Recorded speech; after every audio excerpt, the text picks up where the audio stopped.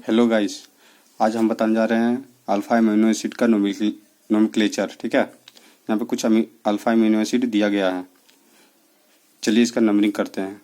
ठीक है, 1 2, इसका करते हैं 1 2 3, इसका करते हैं 1 2 3। ठीक है, IUPAC नेम लिखते हैं, कॉमन नेम लिखते हैं, फिर एब्रीविएशन लिखते हैं, फिर 1 लेटर कोड लिखते हैं। ठीक है, चलिए इसका नाम जो है वो बताते हैं।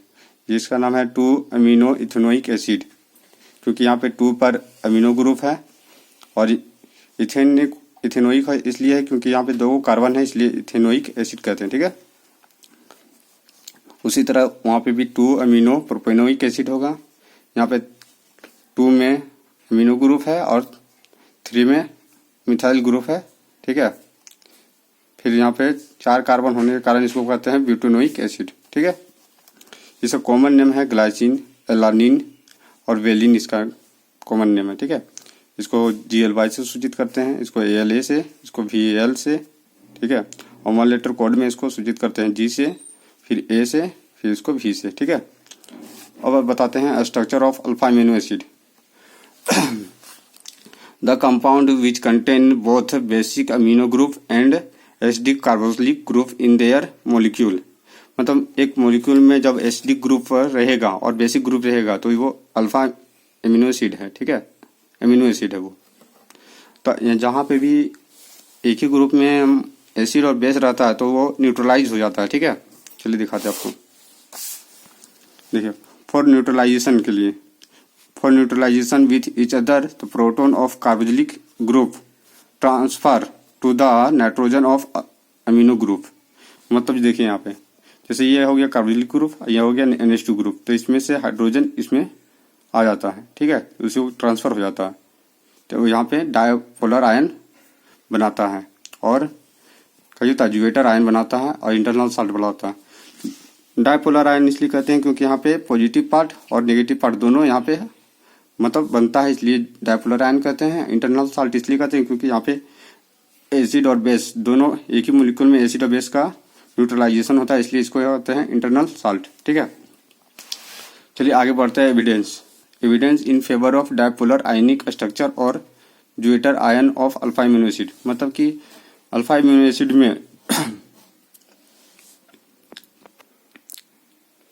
अल्फा अमीनो एसिड मतलब किसी भी सॉल्यूशन में alpha amino acid dipolar ion में है, उसका पता कुछ एविडेंस से हम लोग को चला है। ठीक है, जैसे कि मान लेते हैं कि वो वाटर में सोल्यूबल होता है। ठीक है, जैसे अल्फा अमीनो एसिड वाटर में सोल्यूबल है, मतलब कि अधिकतर जो चीज जो सोल्यूट होता है वह पोलर सॉल्वेंट में सोल्यूशन मतलब सोल्यूबल होता है और नॉन पोलर सोल्यूट में सोल्यूबल होता है। ठीक है, जैसे कि मान लेते हैं जो भी अल्फा अमीनो एसिड है वो सोल्यूबल है इन वाटर में, मतलब कि ये पोलर है तो हो सकता मतलब होगा कि अल्फा अमीनो एसिड भी पोलर ही होगा। ठीक है, और इनसोल्यूबल है इन कॉमन ऑर्गेनिक सॉल्वेंट, जैसे कि अल्कोहल एंड बेंजीन। मतलब अल्कोहल और बेंजीन जो होता है वो नॉन पोलर होता है अधिकतर। ठीक है, उसको पोलैरिटी बहुत कम होती है, इसलिए नॉन पोलर में रखा जाता है। मतलब कि ये इनसोल्यूबल है, मतलब कि ये डायपोलर आयन में एग्जिस्ट करता है अल्फा अमीनो एसिड। ठीक है, it's dipole moment is high 10 to 15 मतलब डायप्टर। ठीक है, the value of dielectric constant of water increase with dissolving amino acid. जब हम लोग वाटर में अमीनो एसिड मिलाते हैं तो वाटर का जो होता है डायलेक्ट्रिक कांस्टेंट, मतलब कि डायलेक्ट्रिक कांस्टेंट मतलब पोलैरिटी मापने का मतलब तरीका होता है। मतलब जितना ज़्यादा पोलैरिटी होगा उतना ज़्यादा मतलब डायलेक्ट्रिक कांस्टेंट ज़्यादा होगा। यहाँ पे डायलेक्ट्रिक कांस्टेंट इंक्रीज कर रहा है, इसलिए डायपोल मोमेंट भी ज़्यादा है। ठीक है, the value of acidity and basicity constant of neutral amino acid is very low. मतलब कि अल्फा अमीनो एसिड है ना, उसका डायलेक्ट्रिक कांस्टेंट मतलब एसिडिक कांस्टेंट और बेसिडिटी कांस्टेंट दोनों ही बहुत कम होता है। ठीक है, उसको हम आगे बताएंगे ठीक से। ठीक है,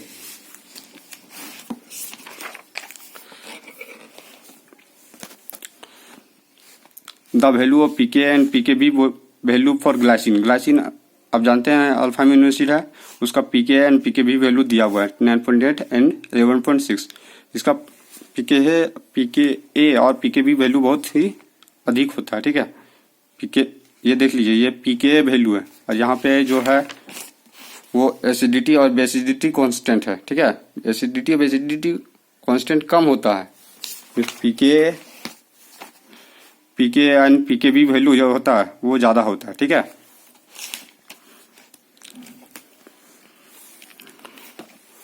देखिए pK value of simple aliphatic carboxylic acid का जो होता है वो 4 मतलब होता है बहुत ही कम होता है, ठीक है। Miss dipolar alpha amino acid का पीके वैल्यू और पीकेबी वैल्यू बहुत अधिक होता है, ठीक है। जिससे पता चलता है कि अल्फा अमीनो एसिड जो है वो डाइपोलर आयन में मौजूद है, ठीक है। एसिड जो अल्फा अमीनो एसिड में एसिड सेंटर जो है वो अमोनियम आयन है, जैसे कि ये एसिड सेंटर ये है, ये अब एसिड सेंटर बन गया, ठीक है। और ये क्या बन गया, बेसिक सेंटर बन गया, ठीक है। Acid centre is ammonium ion and basic centre is carboxylate ion in dipolar ion of amino acid, ठीक है। फिर IR और Raman spectra of neutral solution indicate, मतलब अल्फा अमीनो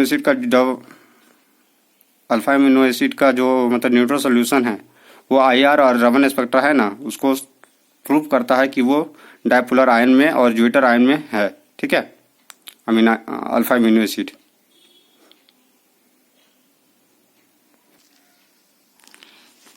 अब चलते हैं आगे बढ़ते हैं। Stereochemistry of alpha amino acid. All alpha amino acid except glycine, glycine को छोड़कर सभी जितना भी अल्फा अमीनो एसिड है वो 4 वो अलग कार्बन से मतलब अटैच्ड होता है, इसलिए इसको क्या कहते हैं, किरल कार्बन कहते हैं, ठीक है। और ग्लाइसिन में जो होता है उसमें 2 गो हाइड्रोजन से जुड़ा हुआ होता है, इस कारण से उसको कहता है। जैसे कि बताते हैं आपको, ये जैसे कि ये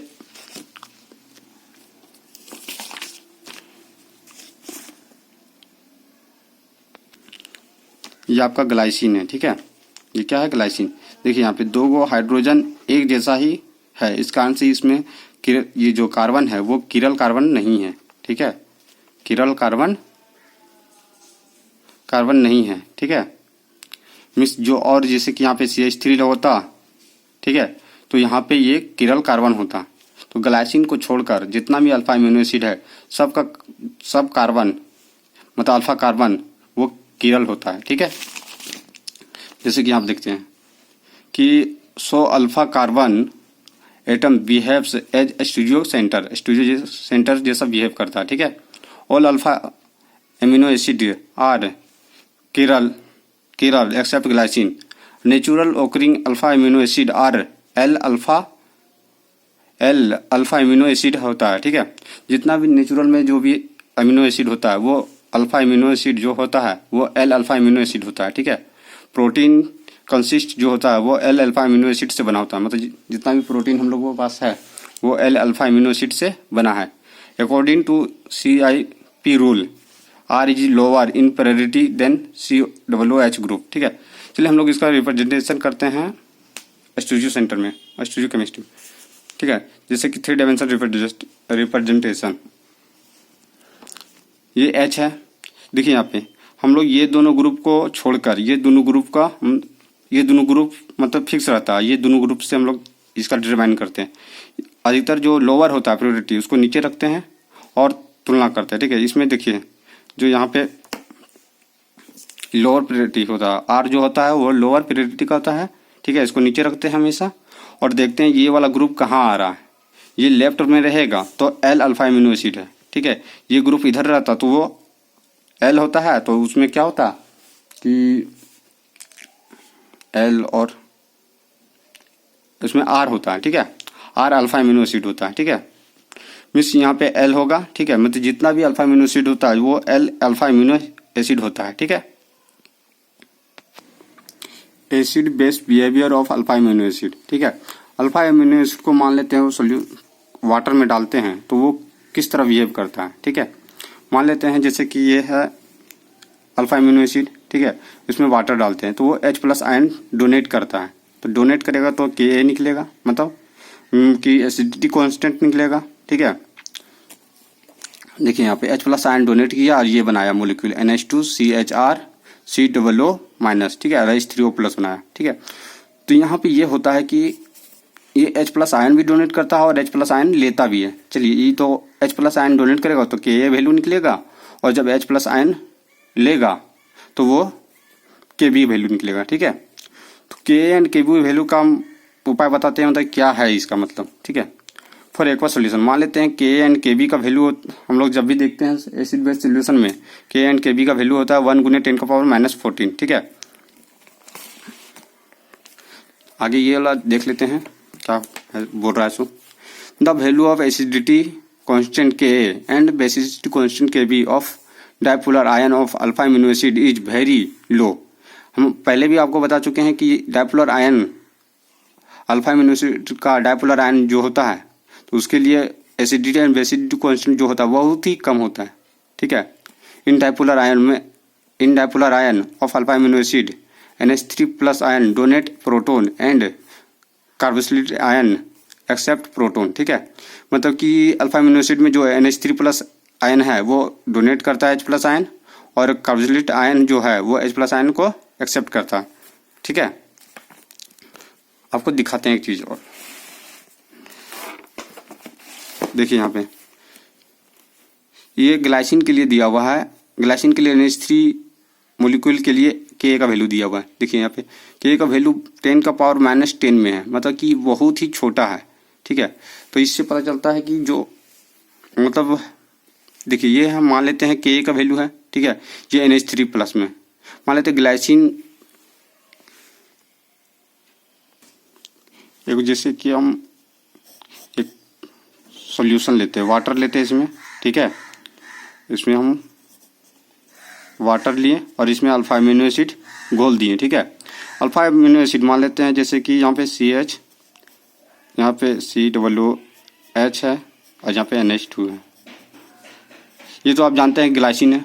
ग्लाइसिन मान लेते हैं ये H प्लस आयन डोनेट करता, ये इस रूप में रहता और वो H प्लस आयन डोनेट करता, जिसका Kb का वैल्यू जो है वो बहुत ही ज़्यादा होता, डिसोसिएट कांस्टेंट जो होता है वो बहुत ज़्यादा होता, ये इस रूप में रहता। तो मिस इससे पता चलता है कि जब हम ग्लाइसिन का जो Ka का वैल्यू निकालते हैं तो ये वाला निकलता है वैल्यू। तो इससे पता चलता है कि ये वैल्यू जो है वो बहुत ही कम है, मतलब कि ये अल्फा अमीनो एसिड जो है वो डाइपोलर आयन में मौजूद है, ठीक है। अच्छा, ये तो पता चल जाता है मिस ग्लाइसिन का जब हम करते हैं, जब इसको वाटर में घोलते हैं तो ये वाला मॉलिक्यूल मिलता है। तो जब Ka का वैल्यू हमको मान लेते हैं दिया हुआ है, ठीक है, तो Kb का वैल्यू निकाल लेते हैं इसका। मान लेते ये Ka है, इसका Kb का वैल्यू हम निकाल लेते हैं। Kb का वैल्यू जो है ये वाला जो है वो NH2 से मिलता है। NH2 जो मान लेते हैं NH2 है तो वो H प्लस आयन गेन करेगा, और जब गेन करेगा तो वो सिंपल जिस होता है ना, सिंपल एलिफेटिक अमाइन के वैल्यू के बराबर आ जाता है, ठीक है। जिस कारण से पता चलता है कि Kb का वैल्यू सिंपल एलिफेटिक अमाइन के बराबर है। तो मतलब कि डाइपोलर आयन जो है वो आपका मतलब अल्फा अमीनो एसिड जो है वो मतलब डाइपोलर आयन के रूप में है, ठीक है।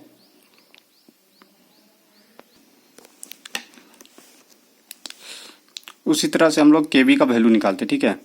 जैसे कि ये Kb का वैल्यू है, ठीक है। Kb का वैल्यू मतलब कि यहाँ पे H प्लस आयन क्या किया है, ये लिया है, ठीक है। तो Kb का वैल्यू हम लोग निकाले हैं। तो Kb का वैल्यू हम लोग का ग्लाइसिन का दिया रहता है, ठीक है, मान लेते दिया है। तो ग्लाइसिन का मान लेते हैं Kb का है 2.5 × 10⁻⁻12 for the carboxylate ion of glycine, ठीक है। तो Kb का वैल्यू से हम Ka का वैल्यू निकाल सकते हैं। जब Ka का वैल्यू निकाले तो इतना आता है, ठीक है। तो ये पता चलता है कि ये जो है वो आपका